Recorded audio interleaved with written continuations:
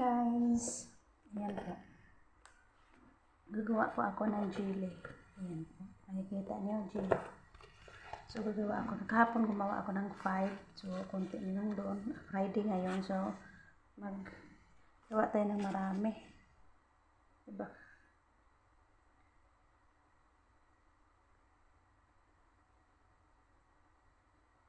Ayan po guys. So, ito pong tubig. Ayan, hindi pa tapos.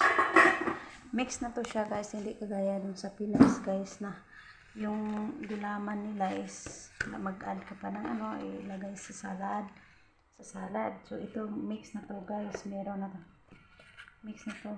Mag-add ka ng tubig. Tapos i-add mo lang sa isang ano, karton. Add ako ng 4 na tubig nito. Tapos, yung 4. Yung gumawa si Madam 4. So, ganun. Sabi ni Madam, 3. So, tinatlo ko to. Sa isang karton, 3 baso nito na tubig. Ayan po. Mamaya ito makikita natin yung jelly natin. Raspberry na flavor. Ayan po guys. Mag-mix tayo maya. Tapos, sarap to. Kasi may ano sila dito guys. May pang-rosaryo kung baga sa Kristiyano pa. Nag-rosaryo sila. 1 month every Ramadan yan. So, daming tao dito sa taas. Kuruan nila dito sa taas. Kaya ipa-snack namin to.